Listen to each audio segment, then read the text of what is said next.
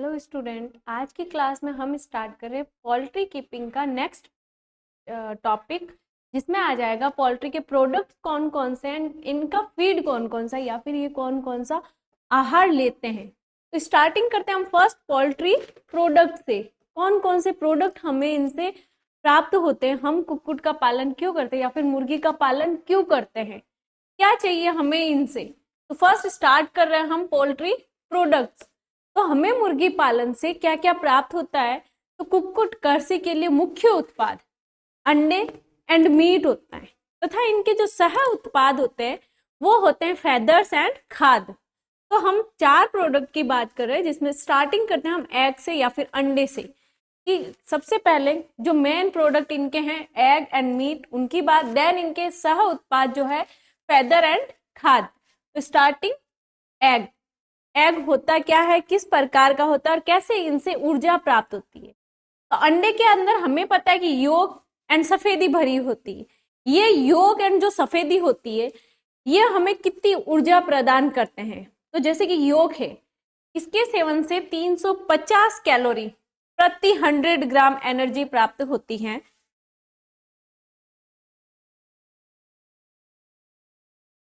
350 calorie प्रति 100 ग्राम energy प्राप्त होती है। इसी प्रकार अगर हम बात करें सफेदी की, तो इससे हमें 37 कैलोरी ऊर्जा प्राप्त होती है प्रति 100 ग्राम। तो एग से हमें ऊर्जा प्राप्त हो रही है। अब इन अंडों का जो सेवन होता है अनेक प्रकार से किया जा सकता है, जैसे कि इन्हें उबाल कर, सेक कर या फिर फ्राई करके किसी भी प्रकार से हम इनका सेवन कर सकते हैं। अंडे से अनेक प्रकार की खाद्य सामग्री भी बनाई जा सकती है। ये शीघ्र पचने के योग्य होते हैं तथा प्रोटीन का सर्वोत्तम सोर्स होते हैं।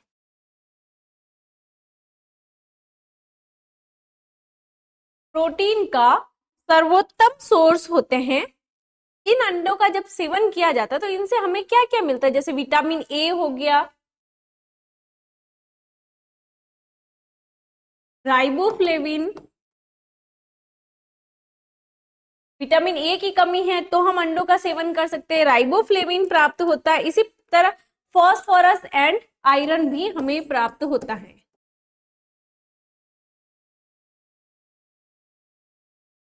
तो प्रोटीन का सर्वोत्तम स्रोत हो गया, तथा इन अंडों से विटामिन ए, राइबोफ्लेविन, फास्फोरस तथा आयरन भी प्राप्त होता है। अंडे पकाने पर स्कंदित हो जाते हैं। ये फ्राई किए हुए, उबले हुए या सिके हुए किसी भी अवस्था में हम इन्हें खा सकते हैं। ये शीघ्र पचने योग्य भोजन होता है। देन ये भोजन में फर्मेंटेशन का भी कार्य करते हैं, किण्वन का भी कार्य करते हैं, जैसे कि केक हो गया, कस्टर्ड में गाढ़ापन हो गया, नूडल्स में मिश्रण के लिए इनका प्रयोग किया जाता है। इसी के साथ जो नर्म ब्रेड का निर्माण किया जाता है, उनके जुड़ाव तथा इसकी लेप क्रिया में भी इनका प्रयोग होता है। अदर वे में अगर देखें कि इनका और कहाँ कहाँ पे उपयोग होता है, तो वो आइसक्रीम, कैंडी में अंडा मिलाने से क्या होता है, बड़े बड़े क्रिस्टलों का निर्माण रोका जा सकता है।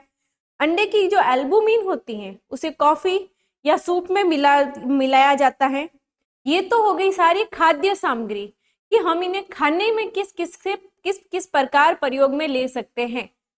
देन इसके बाद आता है इनका औद्योगिक में किस प्रकार से उपयोग किया जाता है। खाने के अलावा व्यापारिक दृष्टि से भी इनका उपयोग होता है, तो वो कहाँ कहाँ पे होगा, जैसे ग्लेजिंग में, बुक बाइंडिंग में, दवा निर्माण, टैनिंग आदि में भी इनका उपयोग किया जाता है।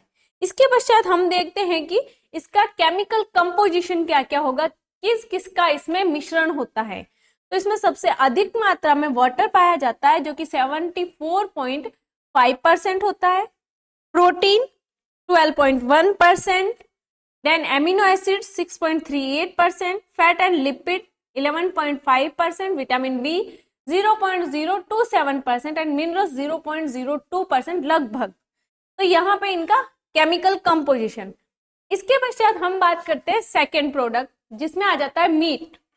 अब ये मीट किस प्रकार से हम प्राप्त करते हैं, तो जिन मुर्गे या मुर्गियों का प्रयोग कर लिया गया या फिर वो पीछे किसी भी काम की उनसे हम अच्छे अंडे प्राप्त नहीं कर सकते, वो मुर्गियां बची हुई है, उनका हम मीट खाने में प्रयोग में लेते हैं। तो इनकी कौन कौन सी नस्लें होती हैं? ब्रॉयलर, रोस्टर, स्टेक, कॉक, हैन तथा कैपन। ये जो 5 हमने स्पीसीज लिख रखी है, इनकी 5 से 6 कास्ट, इनका हम मांस के लिए प्रयोग में लेते हैं। सबसे अधिक जो लोकप्रिय मीट होता है वो होता है बॉयलर का, सबसे अधिक पॉपुलर आ जाएगा बॉयलर का।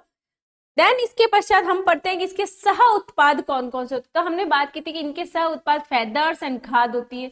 फेदर्स, इनके जो पंख होते हैं, इनका प्रयोग हम कहाँ कहाँ पर करते हैं?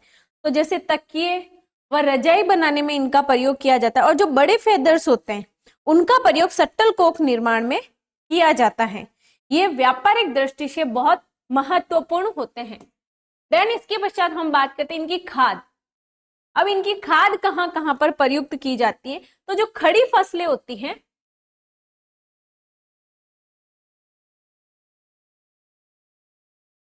खड़ी फसल में मुर्गी के खाद का सर्वाधिक प्रयोग किया जाता है। ये इनके लिए बहुत लाभकारी होती है। जो कुक्कुट का एक्सक्रीटरी प्रोडक्ट होता है, वेस्ट प्रोडक्ट, उत्सर्जित जो उत्पाद होता है, वो जब मिट्टी के साथ मिल जाता है तो एक खाद का निर्माण करता है। उस खाद में 2% nitrogen, 1.25 phosphoric acid and 0.75 potash होता है, जो कि खड़ी फसल के लिए बहुत उपयोगी होता है। तो यहाँ पर हमने बात की थी कि इनके प्रोडक्ट्स कौन कौन से होते हैं, जिसमें सबसे पहले एग, देन मीट, उसके बाद फेदर्स एंड लास्ट में आ गया था खाद। ये इनके 4 प्रोडक्ट्स होते हैं। देन हम बात करते हैं कि ये मुर्गियां जो है भोजन किस प्रकार का लेती है, या फिर इनका मुख्य आहार क्या क्या होता है। जैसे हम में होते हैं carbohydrate, fat, protein and lipid, यही हमारे आहार में प्रयुक्त किए जाते हैं। तो सबसे पहले हम बात करते हैं कार्बोहाइड्रेट्स, कौन कौन से कार्बोहाइड्रेट्स ये लेते हैं। तो कार्बोहाइड्रेट जो होता है मुर्गी के आहार का लगभग 75 से 80% पार्ट बनाता है। 75 से 80% इनका जो आहार होता है वो कार्बोहाइड्रेट ही होता है, जो ये मुख्यतः ताप, एनर्जी व वसा के उत्पादन के उपयोग में आते हैं। अन्य आहार की तुलना में सस्ते व सुगमता से मिल जाते हैं, इसीलिए इनका सर्वाधिक प्रयोग किया जाता है। तो इनके सोर्स कौन कौन से, कहां कहां से कार्बोहाइड्रेट प्राप्त होता है? तो फर्स्ट हम बात करते हैं मेज या फिर मक्का। मुर्गी आहार में इसका अधिकांश उपयोग होता है। इसमें स्टार्च व फैट की अत्यधिक मात्रा होती है।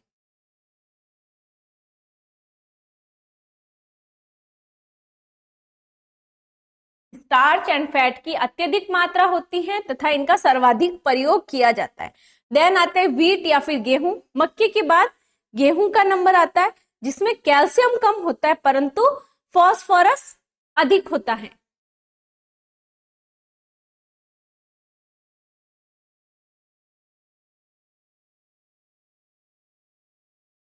कैल्शियम कम है परंतु फास्फोरस अधिक होता है। उसी के साथ इसमें विटामिन बी व ई भी पाया जाता है।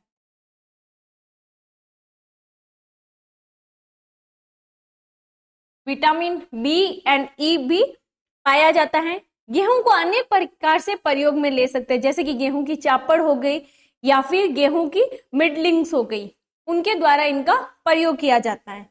देन इसके बाद आता है ओट्स या फिर जई। इसमें लगभग 10 से 12% प्रोटीन होता है। ओट्स या फिर जई में 10 से 12% प्रोटीन होता है। अगर गेहूं के बाद आता है कि इनका नेक्स्ट कार्बोहाइड्रेट कौन सा होगा, तो वो जई या फिर ओट हो जाएगा। 10 से 12% प्रोटीन, 10.6% इनमें फाइबर एंड 4.5% इनमें फैट होता है। तो प्रोटीन के अलावा इनमें फाइबर्स एंड फैट भी पाया जाता है, जो कि प्रोटीन की कंपैरिजन में कम होता है। इसको या तो साबुत या फिर पीस कर या दलिया बनाकर प्रयोग में लिया जाता है। देन इसके पश्चात आता है जो, ओट की तरह ही इनका प्रयोग भी किया जाता है। नेक्स्ट ज्वार। इनकी बनावट मक्के जैसी होती है परंतु इनमें विटामिन ए नहीं होता है। इनका उपयोग लाभप्रद है, जैसे कि हम गेहूं, मक्का, जई लेते हैं, उनसे भी ये सस्ता होता है। Then rice. अन्य अनाजों की तरह इन्हें प्रयोग में लिया जाता है परंतु यह अन्य के कंपैरिजन में महंगा होने के कारण इनका प्रयोग कम किया जाता है। नेक्स्ट आ जाएगा राब। अब ये राब होता क्या है या मोलेसेस होता क्या है? तो ये गन्ने से जब शक्कर बना देते हैं तो उसके पश्चात बचा हुआ जो पदार्थ होता है उसे राब या फिर मोलेसेस कहा जाता है, जिनका प्रयोग मुर्गियों के भोजन के रूप में किया जाता है। नेक्स्ट पोटैटोज, आलू।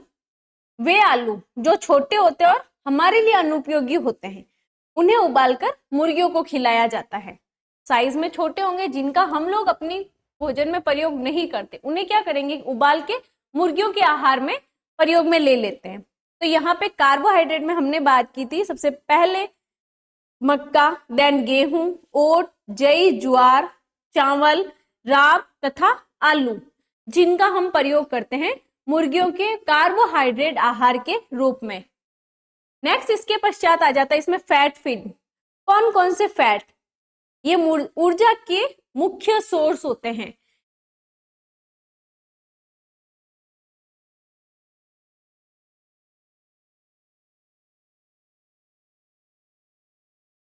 मेन सोर्स ऑफ एनर्जी या फिर ऊर्जा के मुख्य सोर्स होते हैं। 3 से 5% तक इनके भोजन में मिलाए जाते हैं। 3 से 5%। जैसे हमने कार्बोहाइड्रेट में बात की थी कि इनका आहार में 75 से 80% कार्बोहाइड्रेट होता है, तो फैट की बात करें तो 3 से 5% इनमें फैट होता है। फैट द्वारा क्या होता है, मुर्गी की आकृति में सुधार लाया जा सकता है। अब इनके सोर्स कौन कौन से, जैसे सोयाबीन तेल, मक्के का तेल, मूंगफली का तेल, बिनोले का तेल एंड पशुओं की चर्बी। नेक्स्ट फैट के बाद हम पढ़ते हैं कि प्रोटीन फीड इनमें कौन कौन से होते हैं या फिर प्रोटीन आहार। तो मुर्गी के आहार का सबसे मूल्यवान अंग होता है। इससे क्या होता है, इनका शारीरिक विकास व अंडों का उत्पादन होता है। तो इसमें सबसे फर्स्ट हम पढ़ते हैं animal protein feed. Animal protein feed में मुख्यतः दूध, मीट स्क्रैप, फिश मील आदि सम्मिलित होते हैं। इसमें खनिज तत्व अधिक होते हैं एंड विटामिन भी अधिक होते हैं।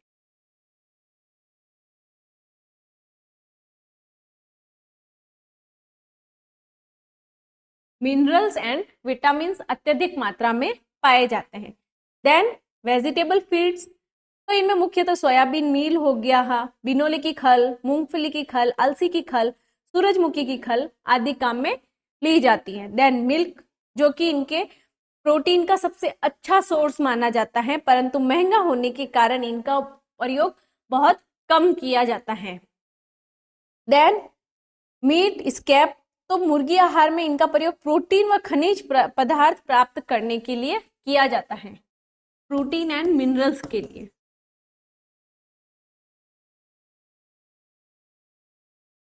प्रोटीन एंड मिनरल्स के लिए इनका प्रयोग किया जाता है। देन फेदर मील, इनमें 85 से 90% प्रोटीन होता है।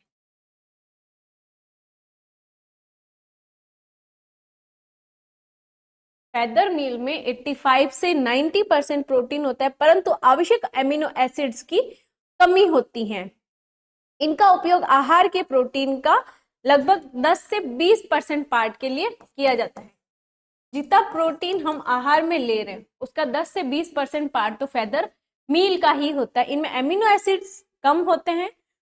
देन बात करते हैं poultry blood meal. Poultry blood meal में लगभग 60 से 65% प्रोटीन पाया जाता है। 60 से 65% प्रोटीन पाया जाता है तथा इसका प्रयोग भी प्रोटीन के स्थान पर कुछ अंश तक किया जा सकता है। जैसे कि हम टोटल प्रोटीन का 10 से 20% तो फेदर मील ले रहे हैं, तो कुछ परसेंट हम पोल्ट्री ब्लड मील का भी लेते हैं। नेक्स्ट आ जाता है सोयाबीन तेल मील। जहां सोयाबीन पैदा होगी वहां इनका सबसे अधिक उपयोग किया जाता है।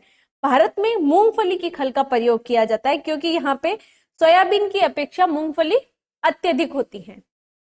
Then protein, fat and carbohydrate के पश्चात आ जाते हैं इनमें खनिज। कौन कौन से खनिज आहार में लिए जाते हैं? तो सबसे पहले कैल्शियम। इसके लिए चूना एक अच्छा सोर्स है, जिसे हम कैल्शियम कार्बोनेट कहते हैं, चूना या फिर calcium carbonate.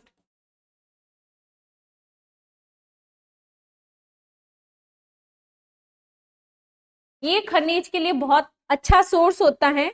Oyster cell, marble chips से तथा अंडे के छिलकों से कैल्शियम प्राप्त किया जाता है। देन फॉस्फोरस जो बोन मील, जिसे हम मुख्यतः ट्राई कैल्शियम फॉस्फेट कहते हैं।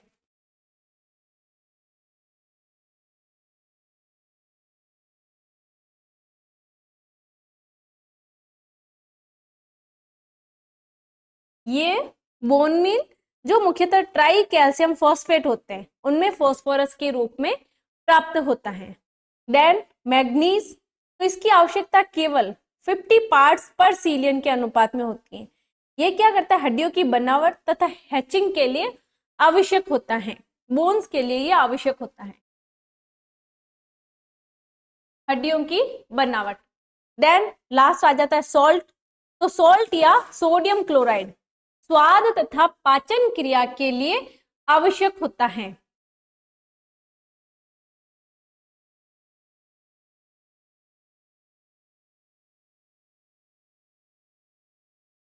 डाइजेशन एंड टेस्ट के लिए आवश्यक होता है। टोटल आहार में लगभग 0.5 से 0.10%।